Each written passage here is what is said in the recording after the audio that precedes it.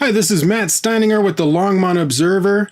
Avengers Endgame, directed by the Russo brothers and starring everybody, with a great thematic score by Alan Silvestri. And I gotta say, this is a very spoiler-free review. No spoilers in this review. So if you don't want to know anything more, just know that I absolutely loved it. You should go watch it if you're a big fan of superhero movies. If you liked Infinity War, go see this movie. And I'm going to give it an A. So if that's all you were looking for, there you go. Go watch it, come back and watch the rest of this review. Most of you watching this already know this, but if you don't, Avengers Endgame is a sequel, direct sequel to Avengers Infinity War that came out last year.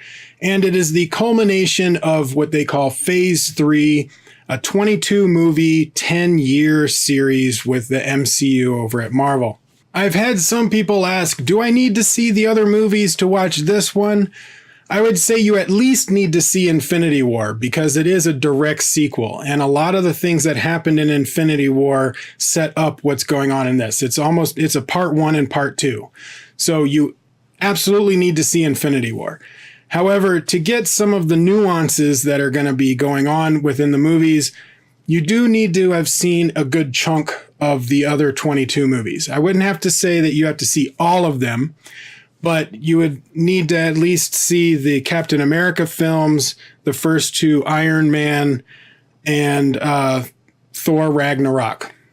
So if you've seen and Black Panther, absolutely Black Panther. So watch those and you'll be fine. You can skip some of the other ones, but if you want even more nuance, then yeah, go watch all of them.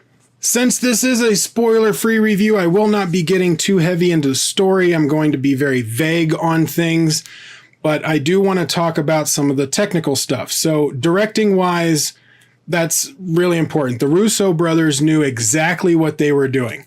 They have directed Captain America, Winter Soldier, Civil War, then Avengers Infinity War last year, and now Endgame. And so they are seasoned. They know what they're doing, and they knew exactly what to do. They gave fan service in that they gave us the stuff that a lot of us wanted, that we had thought about, that you would see us kind of speculate over the years. But they also gave us some twists and turns that we weren't really expecting. At least I did not expect. And that was great because I get the fan service, but I also get stuff that I wasn't expecting to see. And that's why being spoiler free is so important. I've seen some news sources so I got off all social media 5 days before the movie came out because I didn't want any spoilers.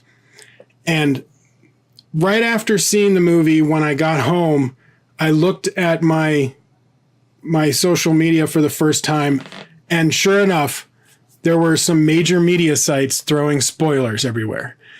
And I was so disappointed. So if you haven't seen the movie, stay off of social media. Don't go on. Don't even look at the little jokey things that people are posting because they will spoil stuff for you. Just watch the movie, stay off social media until after you see it. The movie is 3 hours long, which doesn't bother me because like on my other channel, Koricon, I watch a lot of Indian movies, and Indian movies tend to be between 2.5 to 3 hours anyway. So for me, that's normal. I don't see that as a big deal. Some people are coming up with like moments in the movie that you can run to the bathroom. I'm like, just go to the bathroom before, don't have a soda, and you'll be fine. The movie does not feel like 3 hours. It feels like maybe 2 or a 2.5 hour movie, but it does not feel like 3 hours. Especially when you get into the third act, you'll be so engrossed, it's just going to fly by. So the one negative that I'm going to have is going to be in the first hour of the film, the pacing is kind of slow. However, I'm not going to give it a huge negative because you need that. You need that slow burn, that kind of setup for the rest of the film. There's a lot of emotional stuff going on in the beginning of Endgame that you need to have, and you need that time to set it up because of what happened in Infinity War. At the end of Infinity War, when Thanos does the snap and half the people go away, you need to kind of show what their desperation is, what the world looks like. You need to build a new world, a world that we haven't seen yet. And so when you're world building and character building, it takes time. Now, the Russo brothers did a great job with that. I would say there's probably about 10, 15 minutes in that first hour that could be cut out, but I still wouldn't cut it out. You know, watching it, I would say the slow burn was just fine. I didn't mind it at all. It set up the emotion that you needed for the payoff at the end of the movie, because your first hour is going to give you that emotional connection that you need for the emotional payoffs that you get in the third act. And if they don't have that slow burn in the first hour, then the third act does not have as much of an impact. So they knew what they were doing, and they did a great job. I don't want to say anything more. Alan Silvestri's score is awesome. He put music from all of the different movies in there. You get, your superhero themes when they're appropriate, and then they're kind of blended together with a lot of the other music that's in the background. It's beautiful. It grabs your emotion and pulls it even more. I can't say anything really bad about this movie except the pacing in the first hour, but it really doesn't matter because you need that emotional slow burn to get you to the other 2 hours. I wouldn't change anything about the movie, but I could see 10 to 15 minutes cut out if they wanted to bring the overall time down. But I wouldn't do it. I would keep it the way it is. Russo brothers, you guys did an amazing job. I'm blown away. Some people are going to say, oh, there's too much fan service. Look, I'm a fan. I've been a fan for 10 years. You need to service me. There are things that need to be shown, that need to be done. Even if we predict them, they need to happen. And they did that. But then they also gave us other things that were surprises and nice little tidbits and things that I wasn't expecting, that I may have hoped would happen, but didn't think it would, and it did. And I was like, and my mind got blown.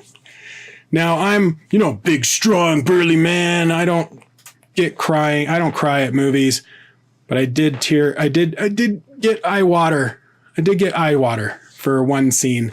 And my girlfriend cried 3 times. So you get the kind of scale of where you're going to be. You're probably going to tear up at some point in this movie. I love this movie. You definitely need to watch it, especially if you're an MCU fan.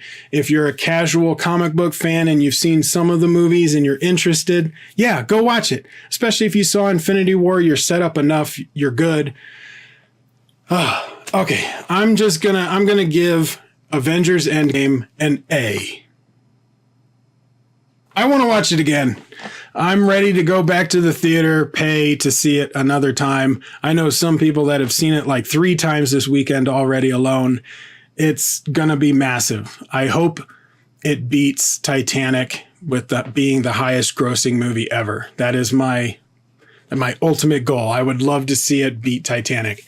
That would be epic. Thank you for watching. This is Matt Steininger with the Longmont Observer. Links to all of my stuff is in the description below, so check that out. And I will see you guys on the next video.